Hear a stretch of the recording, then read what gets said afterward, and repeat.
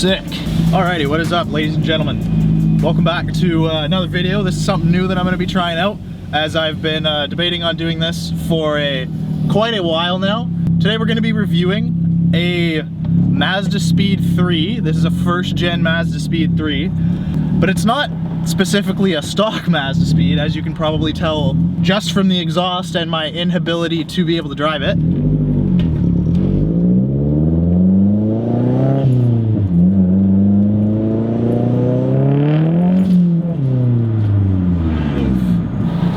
This car is currently making somewhere in the region of about 350 horsepower. I'm not entirely sure if that's to the wheels or off the crank, but either way, it is fast as balls. It is also capable of running on ethanol, which is a whole nother monster when it's on ethanol. It wheel spins through third gear if you really give it. It's tuned through V3 access port. So for those of you out there that are Subaru enthusiasts, you will know about the access port, and this is also for Mazdas, and Ford, I believe, also has access to access port. Yeah, this Mazdaspeed has, I believe, an upgraded fuel pump. It has an aftermarket manifold, which I'm not entirely sure of what the manufacturer is. I'll kind of B-roll all the footage over top of it. It also has an aftermarket intake. I believe it's an 89mm intake. KO4 on this beast is still stock, but yeah, it does move, and it moves very, very well. It's on BC Racing coilovers. I mean, I've experienced shitty coilovers before, and BC Racing, you know, they've always kind of had a really strong reputation for having good quality above entry-level coilovers. Like, there are a lot more expensive ones out there. With the way this car is currently set up on the tune that it has, it likes to do a little bit of backfiring. It's all controlled based off of the throttle position.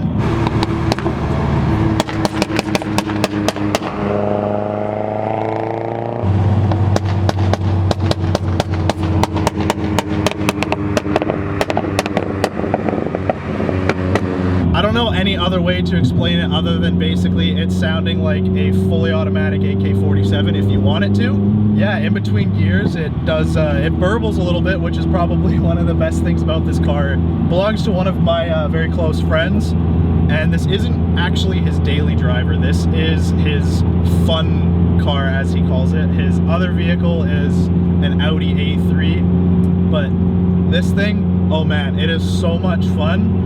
And I don't think I've ever enjoyed a front-wheel drive car so much in my entire life. Not only because this thing hauls ass, but damn, it breaks so many necks. It is unbelievable. It's also got a short shifter in it. Really tightens up the gear throws in this car. To me, it makes a massive difference. Coming from driving a lot of Subarus and cars that have taller shifters, you know, this feels really tight for something that's a bit of a higher placed shifter.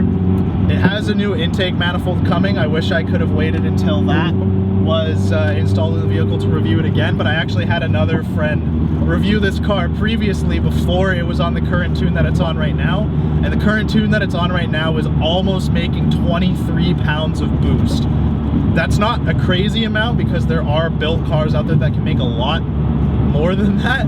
For a stock block and stock bottom end on this car, 23 pounds of boost is quite a lot. But yeah, it makes for a very, very fun car to drive, and I will.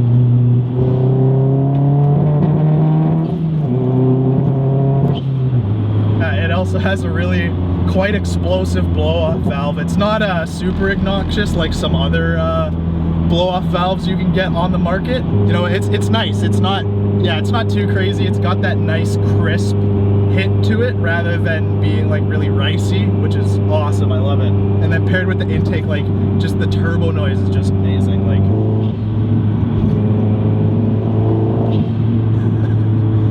yeah, this car, you know, it makes you smile just every time you drive it. And then you accompany some of these in there, and it just makes you laugh. It's so enjoyable to drive, and it's not even like that atrocious on fuel. Apparently, the way that it's set up right now, my friend can get about 400 kilometers to a tank of 91. That's not running ethanol. I'm assuming if it was running ethanol, it would probably run a lot more rich than that.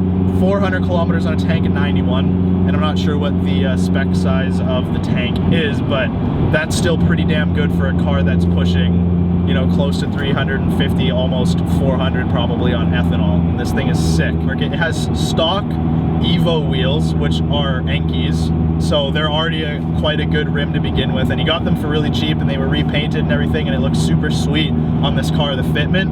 And it has no spacers, nothing crazy. I think all he had to do was get mag style lug nuts to make it fit, and it looks awesome. He's got a BM spec hatch wing on the back. I don't believe he has anything done up front. I've got some footage that I'll probably throw up of this thing shooting flames, and it doesn't shoot like massive like rotary or like 2J flames or anything like that. For a little 2.3 liter, it shoots pretty sizable flames in between gears when you're really romping on it.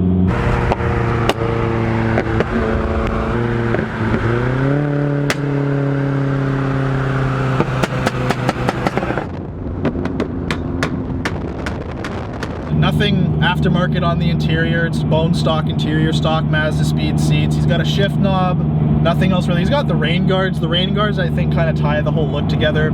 Yeah, stock speakers. Nothing really messed with on the inside of this car. Is like the interior is 06, so 13 years old now, and it still feels fairly modern, aside from not having a full-size touchscreen deck like most newer cars do. Yeah, I mean, it's quite quiet on the inside when you want to be a civilized human being in this car, which is never.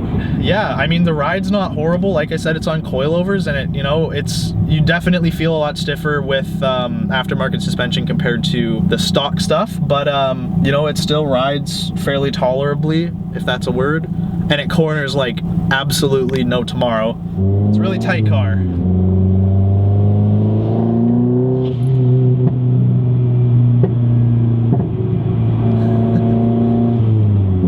This car doesn't really, I don't think has ever touched a track in its lifetime. I think it should. It would be pretty good in, I would think, autocross and that kind of thing. Probably not going to win any drag races, as it's not like a crazy amount of horsepower, and there are a lot more crazy Mazdaspeeds out there, but this one, you know, it turns a lot of heads and breaks a lot of necks just from daily driving and, you know, letting it show its personality and that kind of thing. But I mean, with the occasional roller and that kind of thing, it definitely it can put down a brand new STI pretty easily with a bus length or two in between it. Well, that'll be tomorrow. Off the line, yeah, like I said, just spins and spins. Second, sometimes in third you can grip up, but yeah, traction control is definitely a lifesaver in this car and makes it sound like it's off of two-step, which is quite interesting. But yeah, this is, you know, it can go from being a full-blown race car spec Mazdaspeed if it wanted to be, to a daily driver just by your driving style. Like, no problem getting this car impounded if you were driving it like an idiot, but you can also be, you know, a 40-year-old soccer dad bringing the kids to practice because it's a hatchback, and without the loud exhaust and being lowered, you can barely tell this thing's even modified. But when you pop the hood, you can tell it pretty easily.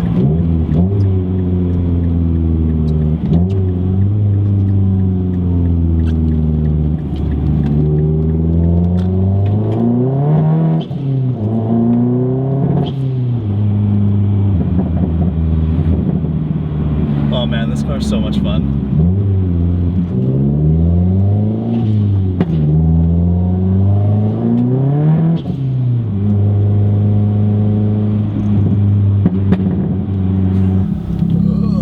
Just got to do the old sideways crab walk, boy. Definitely a bit of an underground nuisance, that's for sure. And yes, I am keeping my sunglasses on. That'll do it for this review of this mad-ass, insane Mazdaspeed 3. I hope you guys enjoyed this video. I really want to start reviewing a lot more cars, so there shall be more to come. I have lots of friends with stupid, insane, modified vehicles. So thanks for watching, and I will see you in the next one. Peace out.